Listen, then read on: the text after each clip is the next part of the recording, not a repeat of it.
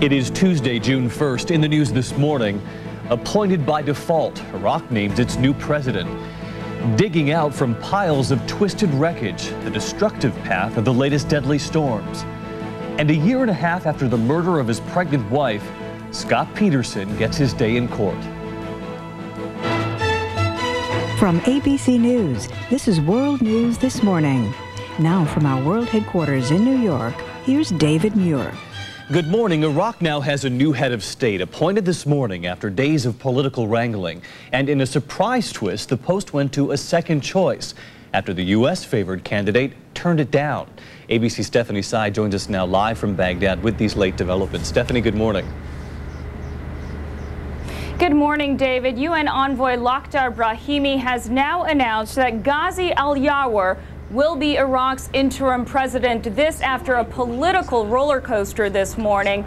The U.S. favorite Adnan Pachachi was the first pick, but he apparently turned the position down. Al-Yawar will now be the interim president. He is the current Iraqi Governing Council president. He is from Mosul, and he is best known for having the favor of most of the IGC members in this, David.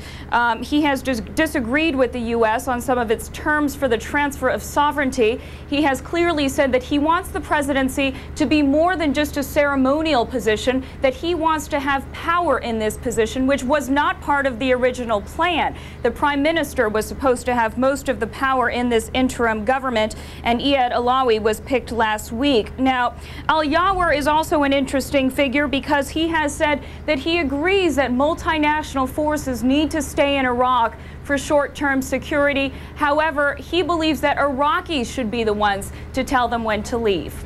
David? Stephanie, are we getting any indication as to why Adnan Pachachi has turned this down? Well, it has been reported through one of his aides that Adnan Pachachi was sorry for all the controversy that surrounded this decision, and that basically he stepped down so that Al-Yawar could have this position. He is holding a press conference this morning in Baghdad, so we hope to learn more soon. Okay, more on our later broadcast today. Stephanie Tsai in Baghdad, thank you.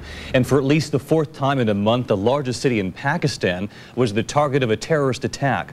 A large bomb exploded inside a Shiite Muslim mosque in Karachi during evening prayers last night. At least 16 people were killed. Pakistani officials say the attack could have been retaliation for the earlier murder of a Sunni Muslim leader.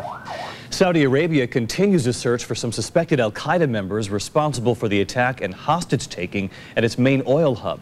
And even though the Saudis tried to assure the world that they are in control, oil prices are on the rise. ABC's David Curley with that story. It was the second attack in a month on Saudi oil facilities. This time, 22 were killed. It was like a war zone. It's believed the attackers wanted to send a message. It gives the impression to the market that there might be a cutoff of oil supply from Saudi Arabia. That is really very worrying. The worry was seen in the first trade of the day after the attack. Crude oil prices jumped up 1.5% to more than $40 a barrel again. The attack won't physically cut Saudi production 1 barrel. But psychologically, there is an impact. We have to understand that although there are 24 million people in Saudi Arabia, it has some 5 million or more foreign workers. Its economy is very dependent on these workers. The unease in world markets comes as the summer driving season in the U.S. kicked off this Memorial Day weekend. But the rising prices at home are mostly due to a 3% increase in gasoline use and no increase in domestic refining capacity in the past 3 decades. And nature may send prices even higher. The hurricane season starts today, and it's expected to be busy. Violent storms could shut down offshore pumping rigs and the refineries around the Gulf of Mexico. Houston refineries alone account for 12% of the gasoline produced in the U.S. Because of those refining shortages, experts say gas prices may increase even if oil prices remain steady. An example, since December, oil has increased 24 cents a gallon, while gasoline has jumped 50 cents a gallon. And the 3 largest refiners reported huge gains in profits the first 3 months of this year. David? All right, our thanks to ABC's David Curley in our Washington bureau this morning. The weather system that brought damage to the plains and Midwest and then eastward seems to be calming. Yesterday there were 5 tornadoes, far fewer than the days prior. And still for many Americans, this Memorial Day weekend will be remembered for its twisters. Here's ABC's Eric Hong. Across the Midwest, residents are cleaning up following a second consecutive weekend of violent weather. The storm spawned at least 180 tornadoes from Oklahoma to Ohio, knocking out power to hundreds of thousands of people and leveling scores of homes. It's a disaster. Our house is upside down. Our living room's blocks away. Couches in between somebody else's trailer. It's devastating. In Indianapolis, residents of this heavily damaged nursing home say it's a miracle nobody here was seriously injured. A tornado sent the roof crashing in on the dining room, just minutes after dozens of elderly residents had left following dinner. Down the block, neighbors say the storm hurled debris in a surreal display of power. Looks just like the Wizard of Oz, all that stuff flying around, and except I never did see the houses or the Wicked Witch on the bicycle. Farther south in Marengo, Indiana, many of the town's 800 residents are now homeless. Winds clocked at nearly 160 miles per hour turned dozens of homes inside out and rendered entire residential blocks unrecognizable. The way it was scattered out, we have no idea where anything is at this point. The storm's deadly reach extended into Missouri.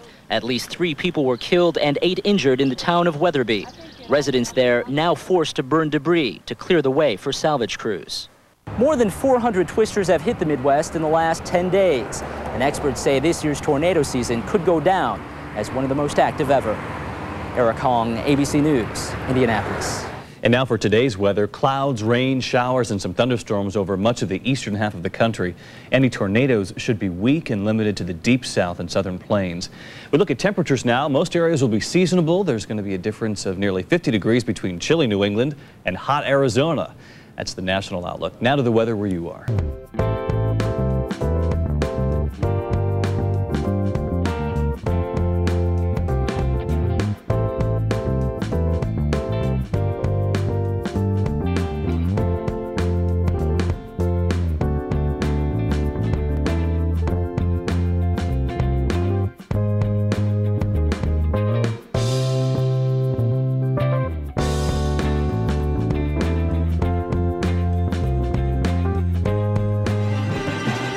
This morning's weather brought to you by Royal Caribbean.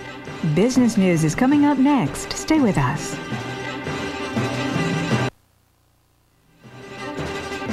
World News This Morning continues now with our MoneyScope report.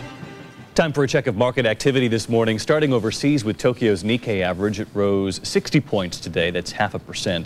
In London, the FTSE was lower in early trading.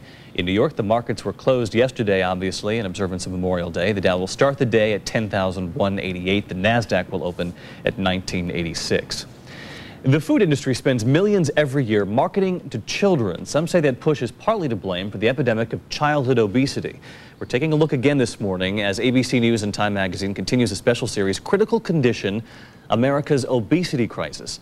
And joining me now is Paul Kernett, the founder and president of Kids Shop, to talk about kids, commercials, and overeating. Paul, great to have you on the program. Morning, David. We know this is not something new, but how are marketers targeting children?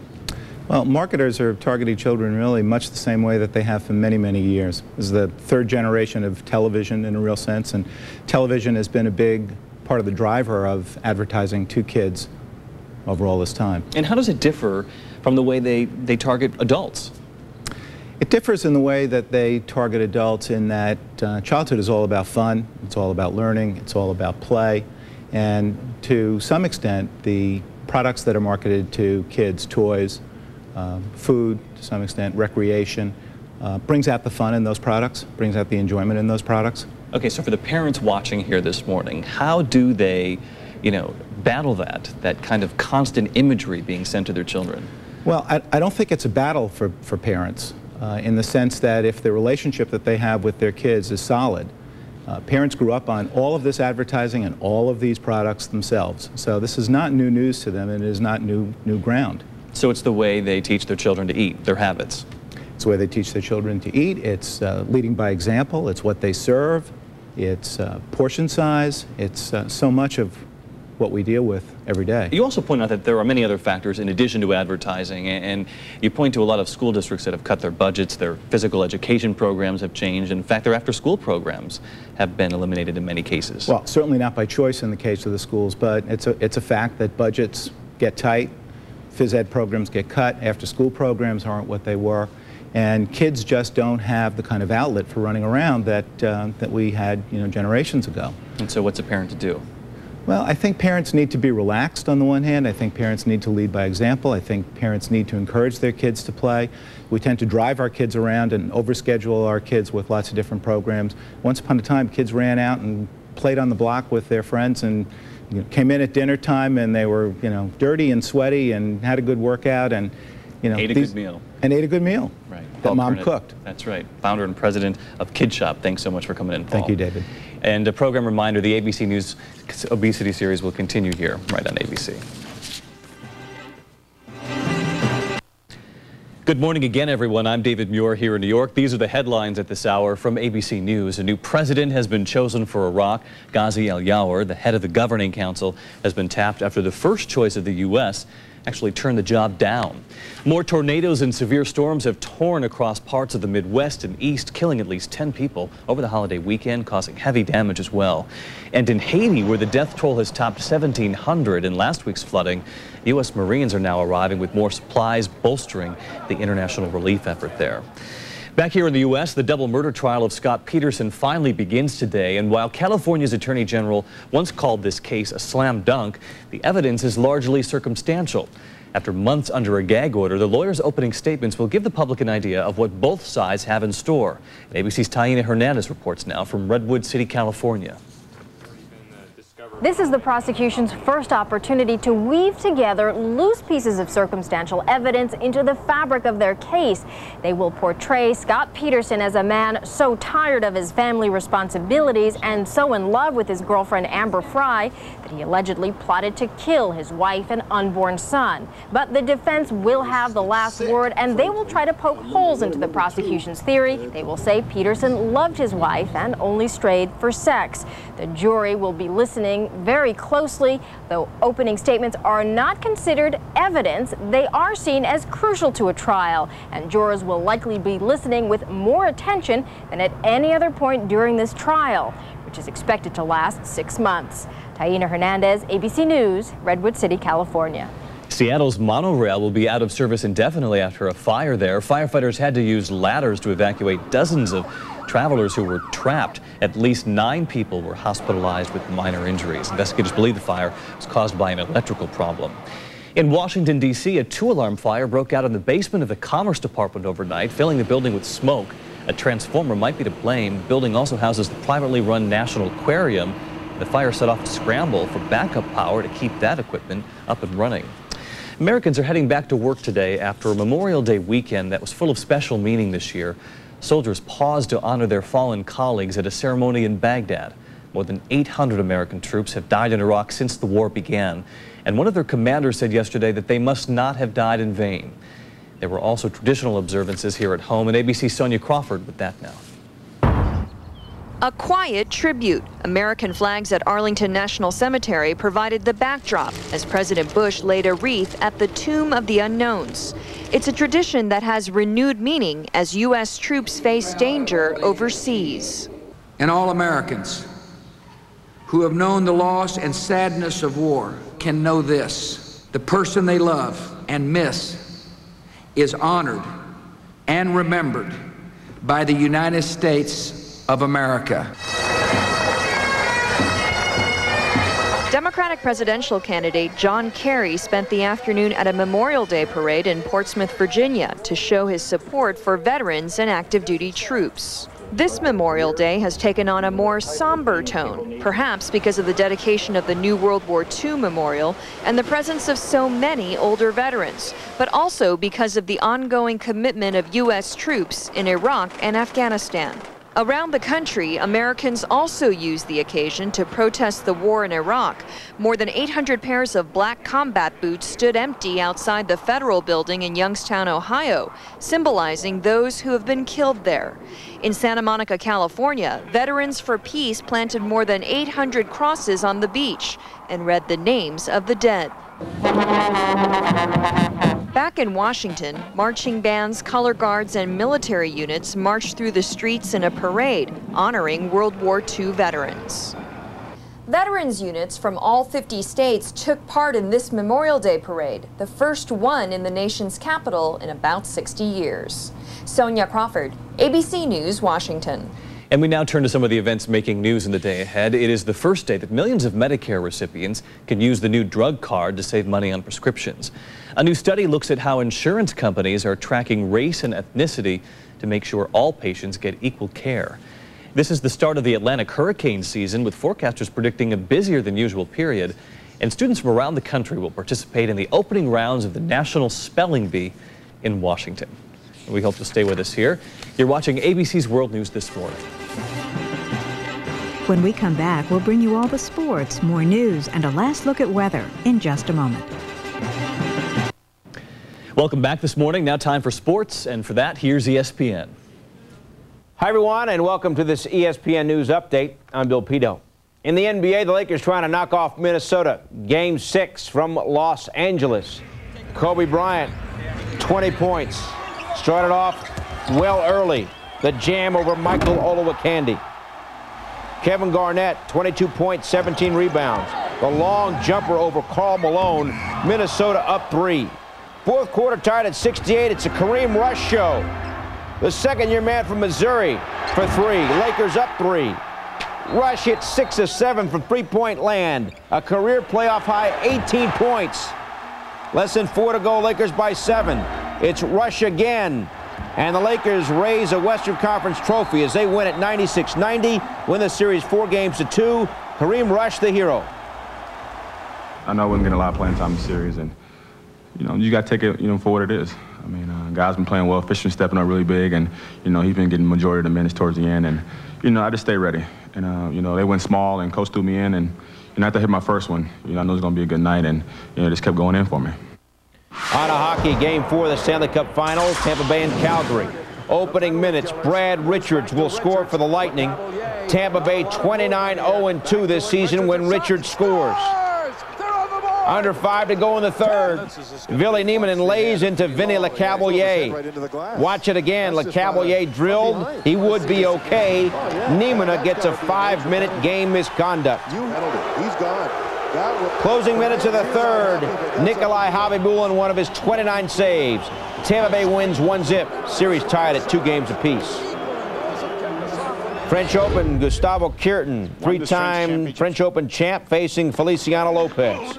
Third set tied at 4. After a brief rally, Lopez goes long. Kuerten with a break, a chance to serve for the match point. And Kuerten is going to put it away as he wins in straight sets. 6-3, 7-5, 6-4. Oh, man, look at this. That wraps up this ESPN News Update. I'm Bill Pito. Back now to ABC World News this morning.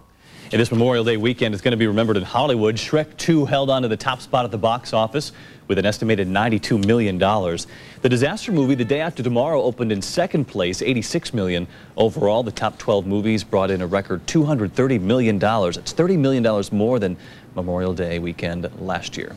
There's much more news ahead here on ABC. We'll be back. This portion of the news brought to you by CVS.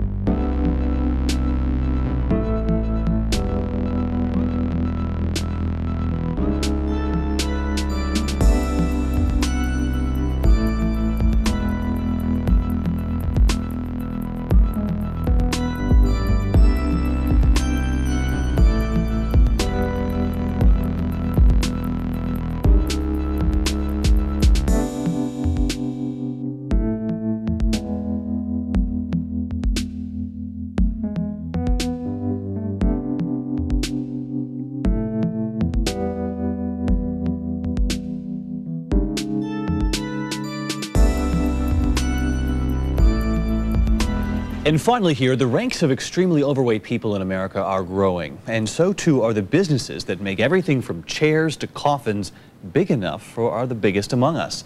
ABC's Bob Jamieson continues our look this morning at America's obesity crisis. Society is now adjusting for obesity in death as well as in life. We make the supersize of oversized caskets. Goliath Casket Company specializes in coffins for the obese, for deceased weighing as much as 1,000 pounds. Business is up 20% a year.